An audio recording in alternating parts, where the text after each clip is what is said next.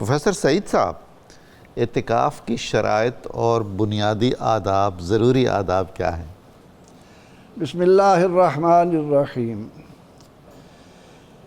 اعتکاف بنیادی شرائط اس کی یہی ہیں کہ ظاہر روزے دار ہو، جی، عاقل ہو۔ بالغ ہونا بھی شرط ہے، لیکن نابالغ کے لیے بھی فقہا نے لکھا کہ وہ بھی اعتکاف بیٹھ سکتا ہے، حوصلہ افزائی کے لیے، حوصلہ افزائی تربیت کے لیے تاکہ بڑوں کو دیکھ کر وہ بھی آگے چل کر اس بات کا اہتمام کرے۔ اور اسی طرح معتکف کے لیے سب سے اہم بات یہ ہے کہ وہ اپنے مقاصد پر نظر رکھے، اس کی نیت بہت اہم ہے۔ نیت بہت اہم۔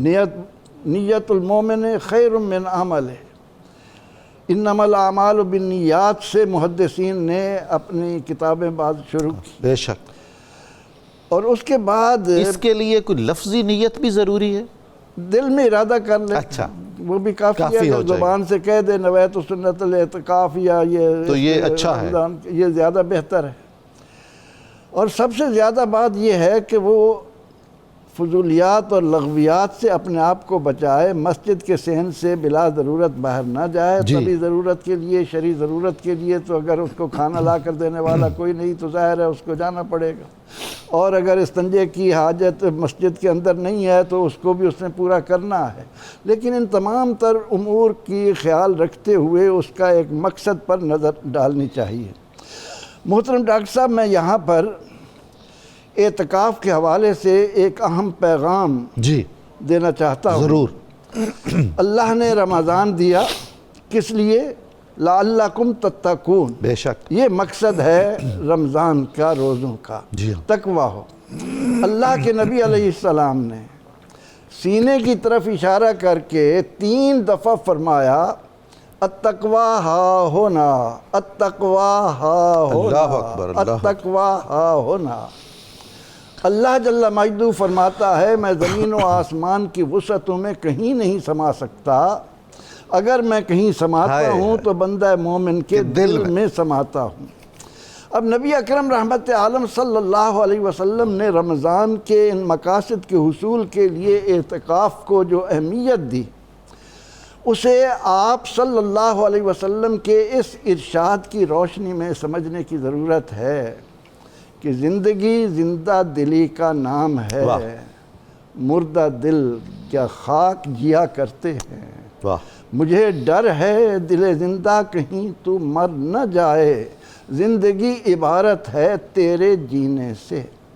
اب یہ جو تقوی کا حصول اعتکاف کے ذریعے، اس میں رسول اللہ صلی اللہ علیہ وسلم کے اس ارشاد عالیہ کو معتکفین کو ایک اہم نسخہ سمجھ کر دل میں رکھنا چاہیے۔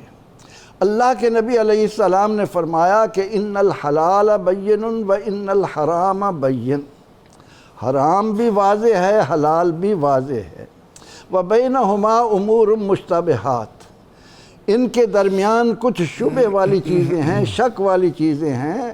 فَمَنِ اتَّقَ الشُّبُہَاتِ فَقَدِ اسْتَبْرَأَ لِدِینِهِ وَعِرْضِهِ، جو شخص شبہ والی چیزوں سے بچ گیا، اس نے اپنا دین بھی بچا لیا، اس نے اپنی آبرو بھی بچا لیا۔ سبحان اللہ۔ وَمَنْ وَقَعَ فِي الشُّبُہَاتِ، جو شبہ والی چیزوں میں پڑ گیا، واقع فی الحرام، وہ حرام میں پڑ گیا۔ پھر آپ نے ایک مثال کے ذریعے ہمیں اس بات کو حاصل کرنے کا ایک نسخہ بتایا کہ راعی ایک چرواہا ہے، اس کا ریوڑ چر رہا ہے لیکن دوسروں کی چراگاہ کے قریب جاتا ہے، یوشک ان یرتع فی، ممکن ہے اس کے اندر بھی منہ مار لے، اس لیے اس کو اس سے دور رہنا چاہیے۔ اسی لیے کہا وَلَا تَقْرَبُوا حدود اللہ، حدود اللہ۔ پھر اللہ کے نبی علیہ السلام نے جو چیز بتائی وہ ہے معتکفین کو اپنے سامنے رکھنے کی ضرورت۔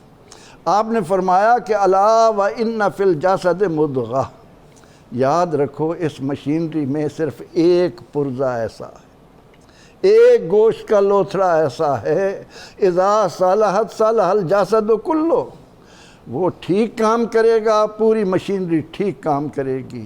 وَإِذَا فَسَدَتْ فَسَدَ الْجَسَدُ كُلُّهُ، اگر وہ بگڑ گیا تو پورا جسم بگڑ جائے گا، پوری مشینری خراب ہو جائے گی۔ أَلَا وَهِيَ الْقَلْبُ، یاد رکھو کہ وہ تقوی کی جگہ، وہ اللہ کے سمونے کی جگہ، وہ حق و باطل کے درمیان امتیاز کا جو ایک نقطہ دیا، اسی لیے فرمایا کہ جب انسان سے گناہ سرزد ہوتا ہے تو اس کے دل پر ایک سیاہ نقطہ لگ جاتا ہے۔ اللہ، ادھر آنسو بہے، ندامت آئی، وہ دھل گیا۔ اگر ایسا نہیں ہوا، نقطے پر نقطہ لگتے لگتے لگتے دل اگر کالا ہو گیا تو پھر ساری بات ختم ہو گئی۔ اگر ہم معتکفین کو اس بات کی طرف توجہ دلا سکیں کہ جہاں تمہارے لیے یہ شرائط ہیں کہ تم نے فنائے مسجد سے باہر نہیں جانا، تم نے اپنے آپ کو اللہ کے ذکر میں رکھنا ہے، تم نے اپنے آپ کو نوافل میں مصروف رکھنا ہے، قرآن پاک کی تلاوت کرنی ہے، وہاں گپے مارنے کے لیے، لوگوں کے حالات پوچھنے کے لیے تم اعتکاف نہیں بیٹھے، بلکہ اس بات کو سامنے رکھتے ہوئے کہ یہ جو میں نے عارضی طور پر گوشہ نشینی اختیار کی ہے، وہاں باہر سب کچھ موجود ہیں، لیکن وہ وقت آنا ہے جب مجھے اٹھا کر مٹی کے نیچے ڈال دیا جائے گا، اس وقت میرے پاس کون ہوگا؟ اس کی ایک پریکٹس آپ کو اعتکاف کے ذریعے کروائی جا رہی ہے۔ ان باتوں کی طرف توجہ پروفیسر صاحب، یہ جو اعتکاف بیٹھنے والے اپنے لیے الگ الگ کچھ چادریں یا پردے لگا لیتے ہیں، اس کی اجازت ہے؟ ضرورت نہیں ہے۔ ضرورت تو یہ ہے کہ میں معتکف ہوں، اللہ کے در پر پڑا ہوں، لیکن اگر واقعتاً وہ یہ دیکھیں کہ اس سے میرے زندگی کے معمولات میں اعتکاف کے ثواب و اجر کو لینے میں خلل آئے گا، اور وہ اگر چادریں ڈال کر اس کے لیے خیمے کا جواز ایک لیتے ہیں نا، کر سکتے ہیں، لیکن نماز کے وقت ان سب کو ہٹا کر سارے صف کے اندر کھڑے ہوں گے۔ ان باتوں کا خیال۔ بہت سے ایسے معتکفین بھی ہیں جو روزہ نہیں رکھتے مگر اعتکاف، روزہ شرط ہے، روزہ شرط ہے، روزہ اعتکاف کے لیے شرط ہے، بلکہ اس ضمن میں فقہا نے صراحت کی ہے کہ جس کا روزہ جان بوجھ کر توڑے گا اس کا اعتکاف بھی ٹوٹ جائے گا۔ روزے کا خیال رکھنا ہے، روزے کا ہونا ضروری ہے۔ روزے میں حالت اعتکاف میں اگر میں سارا وقت سو کر گزارنے کی کوشش کروں، بھاگ دوڑ کے بمشکل کچھ نمازیں پڑھ لوں، تو یہ پھر میں حق ادا کر رہا ہوں اعتکاف کا؟ حق تو ادا نہیں ہوگا، لیکن یہ ہے کہ اعتکاف میں تو پڑا ہے، اللہ کے گھر پڑا ہے، اسے اللہ کے گھر پڑا رہنے میں بھی اس کے لیے اللہ کی رحمت تو ہے، لیکن بہتر یہ ہے کہ وہ جاگ لے، محنت کرے، جتنا جاگ سکتے حاصل کر لے، کچھ کمائی کر لے، جاگ لے، کچھ افلاک کے سائے تلے، ابد تک سونا پڑے گا خاک کے سائے تلے۔ تو ویسے بھی جی کہا گیا ہے نا کہ کم کھائیں، کم سوئیں، کم بولیں۔